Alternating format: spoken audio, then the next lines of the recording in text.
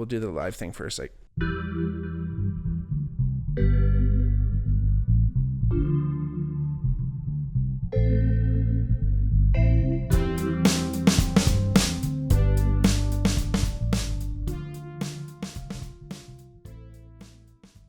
hey everybody, welcome back to the Bigmark podcast. It's me, your host, Bigmark. If it's your first time listening, welcome. If not, welcome back. Like I always say, you know, if you ever want to reach out to the podcast, let us know if there's any topics or anything you want to let us know for the podcast, for future podcasts. Hit us up on the Bigmark podcast on our Twitter or at the Bigmark podcast for Instagram. Hit us up on our DMs there if you'd like. If wherever you're listening, if you can give us a 5-star review. I know it sounds like doesn't sound like much, but it does make a big difference for us. If you want to support the podcast, check out our Patreon, patreon.com/thebigmarkpod. And you know, if you like the podcast and you know cool people who are gonna want to listen, let them know, and we can help expand the fan base here. Again, I love all y'all. Thank you again for listening. Welcome back. And again, you know, I was thinking about doing what topic to do today, and you know, this is something that's kind of near and dear to my heart. And you know, I was thinking I had my list of the many episodes that I kind of wanted to do. I kind of came across the Nike story, the story of Phil Knight. I read the book Shoe Dog, which was amazing. Anyone listening should definitely check that out. Really good book, really well written, and you know, it kind of does a little Spidey calling on my mic there. Spooky Halloween.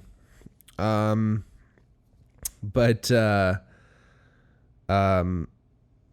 you know, his whole story, obviously Phil Knight, his whole story of how he kind of created Nike and all that stuff came up. But you know, we'll get into that today. But one of the biggest things that, you know, it really made me want to kind of, you know, not necessarily take a big left turn, but you know, not really dive too far into the story. Because again, if you really want to know a lot more about kind of Phil Knight himself, the book really dives into it. But kind of the story of Nike and how it really fits into like the subculture of sneakers and sneakerheads and that whole thing. I really wanted to kind of dive into that. And like I said, you can't really talk about one without the other. You know, a lot of underground cultures, that's how they start and that's how they stay. You know, people started kind of getting into shoes and collecting them, and no one, you know, it wasn't really necessarily a mainstream thing when it started. Like anything that starts, it's usually a small group of people doing it, and eventually it starts to spread, right? And usually kind of once things make it into mainstream style, people are kind of like, all right, we're on to the next thing. Once everyone's kind of taken over it, or, you know, grunge, I've talked about grunge music a lot, is a fantastic example of that, where, you know, the mainstream and, you know, all the normal kind of whatever places that were necessarily like stuff that grunge was maybe even going against, it was like all of a sudden they were starting to embrace grunge and starting to put out, you know, clothing lines surrounding it. Again, when the mainstream embraces something, it usually ends up deeming it uncool. But again, influence can kind of come from anywhere, and it's really, really interesting how subcultures start. And I was in my research I watched this tremendous documentary called Just for Kicks. Everyone should definitely check that out. But in a lot of my other research too, you know, I was trying to find out, you know, how did gym shoes basically morph from sporty function to high fashion. You know, we're talking athletes, designers, rappers, street cats, millionaires, graffiti artists, brand marketers, and collectors are basically all the people who each one of their little decisions slowly forms the public opinion. You know, the tastemakers, all those people out there that are deciding what's cool and what isn't. And then that influences, but again, it's kind of a bit of a two-way street, and where it comes from, You never really know. So let's go back to Eugene, Oregon in 1964, where at least the story of the Nike sneaker started. So it all starts with two guys, Bill Bowerman and Phil Knight. Bill Bowerman had been the head coach of the University of Oregon's track team. He was the coach of the U.S. national team. He actually was a major player in the the Bhagwan Sri Rajneesh story, the Wild Wild Country documentary. Went over it. I actually did a podcast episode on it. You should go check that one out. But Bill Bowerman himself was actually a big player in that story. But again, he was also Phil Knight's coach at the University of Oregon. And the two of them started realizing that the quality of running shoe that was available in the States, the price point you had to pay to get a really good one was so expensive, and they kind of figured, and Phil Knight did part of his master's on this, but he figured that they could import shoes from Japan, and they started working with the Tiger, the Onitsuka and Tiger brand. From Japan, they made running shoes, and Phil Knight and Bill Bowerman started importing these together. They created an LLC called Blue Ribbon Sports, and again, like I said, imported these Onitsuka Tigers and started kind of like distributing them all over the States. Over time, Phil kind of took a little bit more of the company just to kind of make things fair. Well, make decisions easier in the future, I should say. And basically Bill, with that knowledge of running, and his whole thing was like, always have a lighter shoe. If you have a lighter shoe, you're gonna shave so much time off your runs. And over the years, by 1968, so Bill and Phil basically got together, and they started Blue Ribbon Sports in 1964, and by 1968, Bill had designed what was later to become the Nike Cortez. It wasn't released until 1972, but essentially they named it the Cortez because at the time, the Adidas Azteca Gold was like the best running shoe at the time. So they named it after Hernan Cortez, who was the man who conquered the Aztecs in history. So that was a cool name, and it's still around today. I'm sure everyone would kind of recognize the Cortez if you ever saw it. By 1970, Bowerman started experimenting with his wife's waffle iron, and this is kind of where the big fame came. He used the iron to imprint a waffle pattern on like rubber to create grip without adding too much weight. So he thought, again, the materials at the time for making running shoes obviously was a lot of leather and things like that. So to create a lot of grip, you had to add a lot of weight or add spikes or anything, even like the foam soles kind of thing. Just like they probably didn't hold up as well. So Bowerman thought that, using that waffle iron pattern is going to give this extra grip. He was doing all kinds of experiments, and when he was working on the shoes, he was working in a really small and unventilated space, and actually the glue and the solvents caused permanent nerve damage, and the nerve damage in his legs actually rendered him unable to run at all, so he never was even able to use the shoes that he created.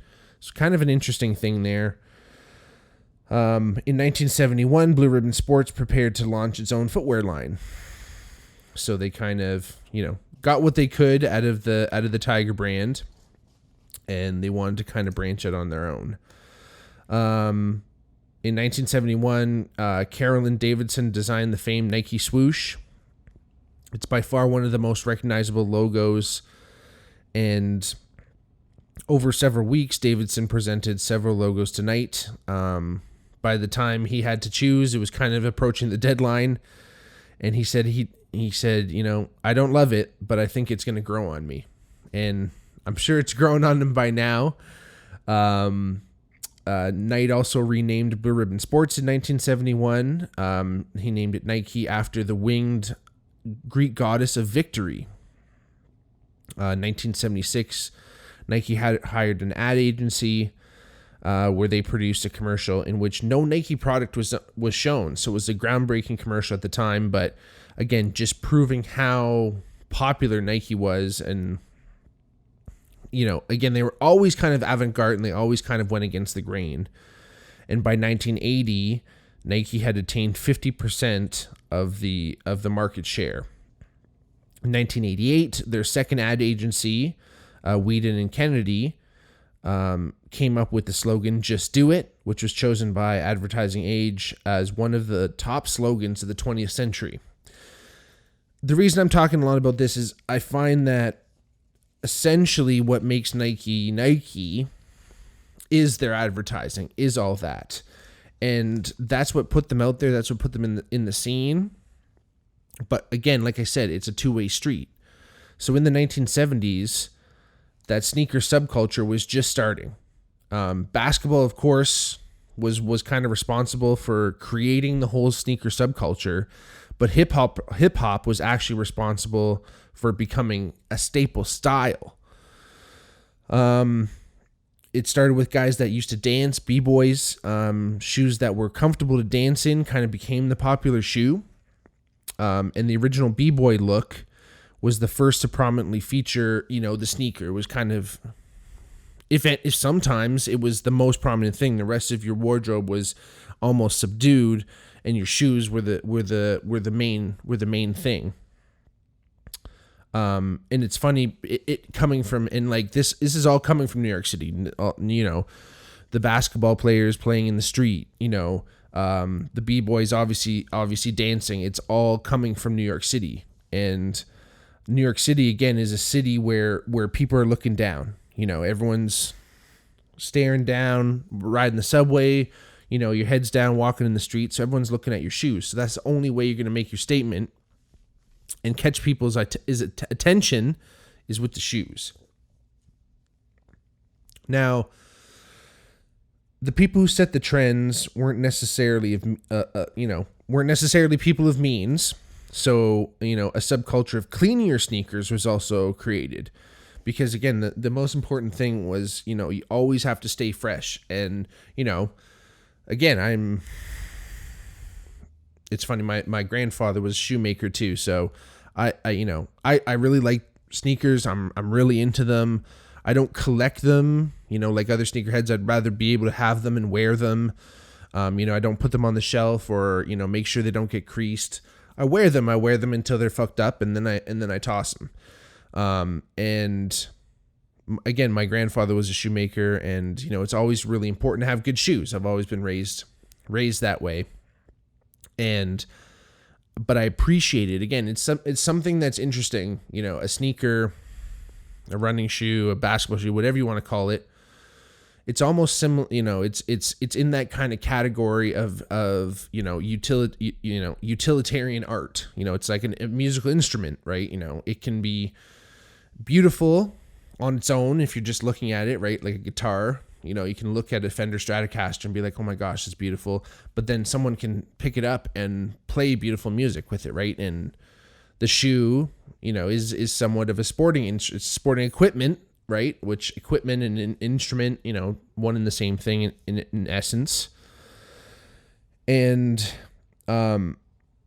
again, I really appreciate, the kind of art and design that goes into it. Not only the structural design and the cool new materials and things, but obviously the way the shoe looks too. But again, the subculture of keeping your shoes clean is super cool. And I have, cleaning thing, brushes and different protectant shits that you can put on shoes. And, I use it and it prolongs the life of the shoe. You can stay fresh too. And you can go out looking like you have a relatively new pair of shoes, even though you've had them for a long time. Like I had these Jordan 5s, these retro 5s, really nice, almost all white joints, in like the red and black, like Bulls with the 23. And I had them forever because, you get out the fucking magic eraser. You go to town, maybe get a little toothbrush action happening. But again, you treat them relatively right, and they last a long time. And, you know, shoes are expensive, but shit, man, like, you know, as long as you put the time in. But, you know, there's people wanting to pop tags. You want to stay as fresh as possible. But again, the people who are setting these trends to begin with weren't necessarily people who could afford buying a million pairs of shoes, right? So that subculture, again, a subculture of staying fresh, people moving around with toothbrushes on them, like, don't step on my shit, like keeping them fresh and clean was really, really important. In the early days, you know, a lot of brands were, you know, Adidas, Puma, Pony was out, Converse was doing mad stuff. You know, in the early days, it wasn't really Nike, because in you know, going into the 80s when the sneaker craze was really popping, Adidas was, you know, this rising star in the sneakerhead culture. So Adidas was really running the show, completely running the show. And at one point, Run DMC actually made a song called My Adidas, and that's what really rocketed them to, you know, the Adidas Superstar, the classic, really pushed that to the top of the list. And it's, you know, it's kind of one of those things where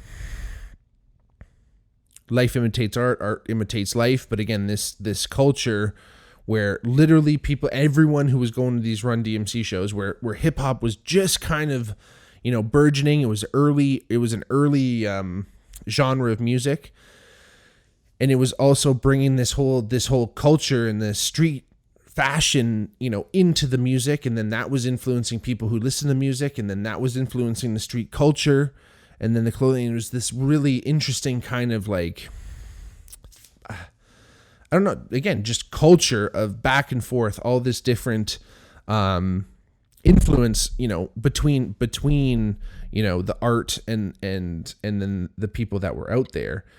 And eventually it actually led to a sneaker sponsorship. You know, Run DMC became the first band ever to get a sneaker sponsorship with Adidas. But at the time, Nike was still kind of viewed as like a running brand and, quite frankly, a white person shoe, you know, so they were not cool at this time. And again, Adidas killing it with Run.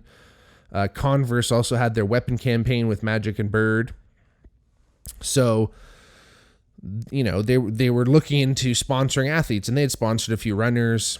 But again, they kind of threw all their basket in this new, at the time in 1984, this new player just joining the NBA, rookie Michael Jordan.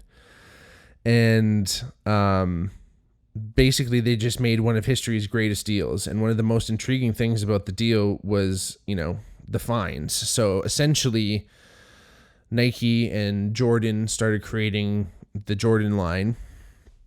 And the first ever Jordan, the Jordan 1, were red and black. And in the NBA, the NBA rules at the time were your shoe had to be mostly white or mostly black, or have elements of white and black or something like that. But there was like specific color rules that you couldn't. So Michael was getting fined like $1,000, $3,000, $5,000 a game just to wear these shoes, and Nike was paying it. So basically, Michael became a renegade just for wearing these shoes. And of course, you know, that is just gonna fucking drive sales like crazy, right? Because everyone wants to be, you know, infamous. The Jordan 1 also became the first of its kind as a series. And obviously the Jordan brand blew up.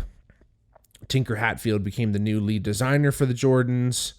And, you know, some of the designs he made were absolutely incredible. Some of them were wild, but they made 23 different models, obviously, you know, for Michael Jordan's number. But again, this whole, you know, this new kind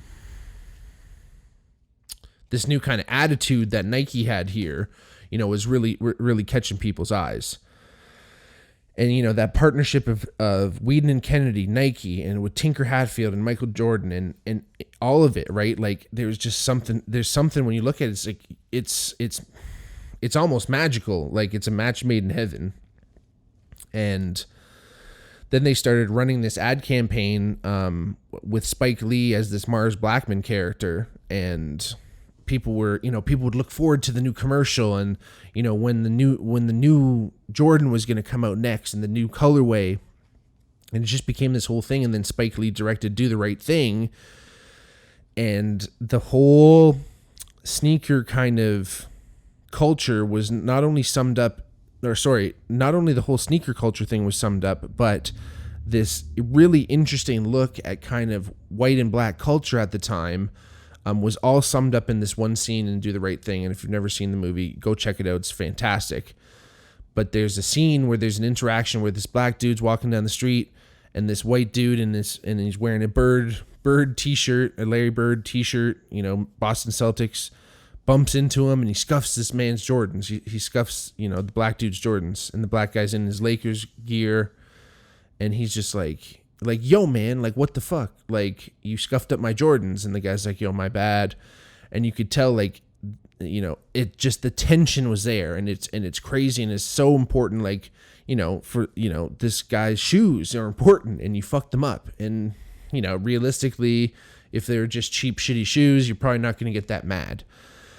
But again, that just became this thing where, it just, it blew up, and, it kind of, like I mentioned before, that art started influencing life, and people really started taking the Jordan seriously.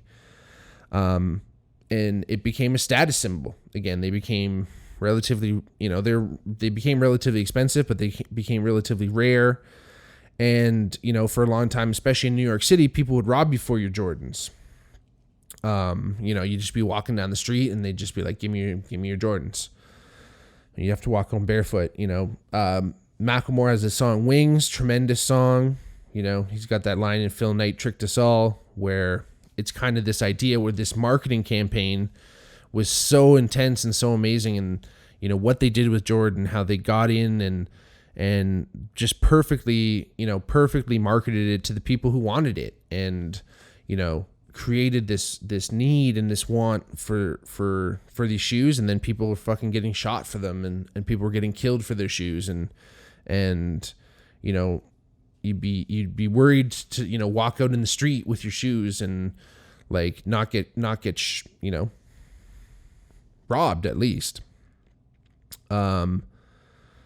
So as like I said, as the sneakers became more mainstream, sneaker hunters were born, and these sneaker hunters, which are still around today, they tried to find out, they find out of stock and, rare kicks that were out there. And it's, again, this culture that exists where, people are lining up trying to get in these things, and Nike started creating rare release shoes, where they only made 1,000 pairs or 100 pairs, and, people would know when they were dropping. And I always thought it was really interesting because, like I mentioned at the beginning of the podcast, a lot of times when something becomes relatively mainstream, it becomes less cool. But Nike, again, they found a way, and they just had the right people, with the right minds at work. They found a way to kind of get ahead of that, where they almost leaned into the fact that, people wanted these rare releases, and, they teamed up with cool designers, and, not only Tinker Hatfield, but for the rest of Nike too, with cool designers and graffiti artists or, hip hop artists. Obviously look at Yeezy to be, most current, but Jay-Z has had shoes. 50 Cent has had shoes. The G-Unit line was nuts. And again, just Nike seems to stay on top, and they kind of break that rule. Obviously, you can't really talk about Nike without kind of talking about some of their labor controversy that they've had. Sweatshops in China, Vietnam, Indonesia, and Mexico, where Nike violated minimum wage and overtime laws. Everyone knows about those. And basically, as of July 11th, which is a while ago now, but still 2/3 of Nike's factories in 2011, 2/3 of Nike's factories still didn't meet the company standard for worker treatment. So like I said, it's a company that they're clearly an intelligent company. Like I said, they are masters, and, luck luck of the draw with the Jordan things, but everything else they've done has been calculated and masterful, and it's gotten them to the point that they are because it's because they wanted to, and let alone the controversy, and they're cutting corners and labor laws. Nike still somehow perseveres. Now, is it all marketing? Maybe. It's amazing what they can do, and they stay ahead of the trends, and it's fantastic. They have fashion line, like pretty haute couture fashion stuff, all the way down to like you can buy a pair of fucking socks. Like they kind of covered it, Nike Golf and all that stuff with Tiger Woods. Like everybody, like it's something, but it's still our choice. And again, every time we buy into places like this, and we buy into brands, and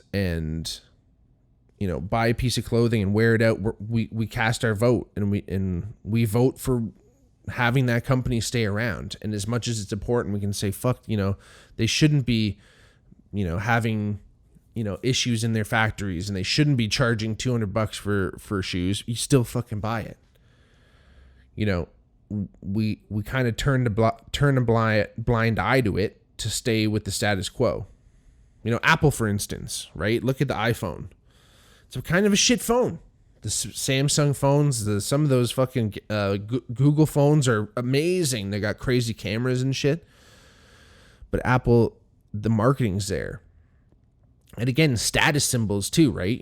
What people do and the choices people make to kind of, again, keep up with the Joneses. It's really strange, But what's wrong with that, really? What is wrong with staying up with the status quo? It's easy. If everyone has an iPhone, everyone's got the iMessage, We all know, people who have an iPhone, you all know when you see that fucking green shit show up, you're like, what the fuck is this person saying? Right? Like, even, all my bandmates don't have an iPhone. I'm the only one. We all have to communicate through WhatsApp. And in fact, I'm the only one who can't hear some of the shit that we share on it. So it's like, now I'm actually the one that's losing out. So now I'm actually consciously choosing to stay with something that doesn't work. But again, most people have it. And, I don't even have the newest iPhone, but I just stick with it, and I know how to use it, and it's easy. I will say this, I'm a big Apple product guy. I'm recording this right now on an Apple laptop. They do sync up seamlessly. It's really nice. I don't have an iPad, but I bet if I did, it'd be great. I know Google kind of does that too with all the storage things and in Google's and what have you. But again, what is wrong with keeping up with the Joneses? And again, maybe what's wrong with it is blindly following it. Does it make it any better that I know about, the controversies and the child labor laws and, the shit that's gone by and the history and, people getting jacked for their shoes just because fuck it? Do I just say whatever, throw caution to the wind, I'm still going to wear Nike products? Again, I think the key is don't follow blindly. Understand what you're doing. Understand that, maybe if it if there's something, anything, whether it's Nike or any other company, if it's something that bothers you, the only thing you can do is stop buying their products. So if it really does bother you, you're going to stop. And I guess that says something about me and says something about everyone who does know about this stuff and keeps going, right? So you make it your own. And the only way to keep going is to keep going. And I think, things become popular for a reason. People like them for a reason. Yeah, marketing is a giant part of this and everything that goes on, from Mad Men on, and the illusion of choice, and we don't have enough time right in this episode to get into it, but we start touching on the notions of free will. How many decisions do you make in a day are really completely up to you, or are they just an aggregate of every decision made up until that point? Or again, is the things that are, especially with social media and things, so many things are curated through ads and even just through your clicks and the things that you like. Algorithms are out there to present the things that you like to you and show you and remove the things that are irrelevant. But who deems them relevant or not? There's always this thing I remember using. It was called Stumble Upon, and it was kind of like Reddit and Stumble Upon came out at the same time, and Reddit's still around rocking. Stumble Upon was basically just like a complete internet randomizer, and you would just click this button that said Stumble, and you'd click this button and it would literally just pop up with some random destination on the internet, which obviously had its twists and turns. But sometimes it would be a website, sometimes it would be a Wikipedia page, sometimes it would literally just be an image on its own. And again, like you were exposed to things that you never thought that you'd be exposed to because they were completely random. So do we want to curate our whole life? Do we want to have everything laid out for us where, we don't have to think. We just wait for the next thing that Nike drops and we're good? Who knows? I know I'm going to keep rocking their stuff. I'm going to keep getting after it, But again, understand what it means and, understand that there's a lot of culture behind it too. And, it's part of that subculture, and there's so much more to go. Who knows what Nike will be in the future? Again, that swoosh and Just Do It is one of the most recognizable logos on the planet. But again, just know where it's coming from and don't follow blindly. Thank you so much for listening today. If you ever want to reach out, hit us up on our Twitter or Instagram at the Bigmark Podcast or at the Bigmark Pod. Please tell your friends if you like the podcast, spread the word. If you want to donate to the podcast, check out our Patreon, patreon.com/thebigmarkpod. And yeah, if you like the podcast, please give us a 5-star review wherever you're listening. And if you're watching on YouTube, like and subscribe to the channel so you know when we drop our next video. Again, thanks so much for listening. Hope made you think a little bit today. We'll see you soon. Just do it. Peace.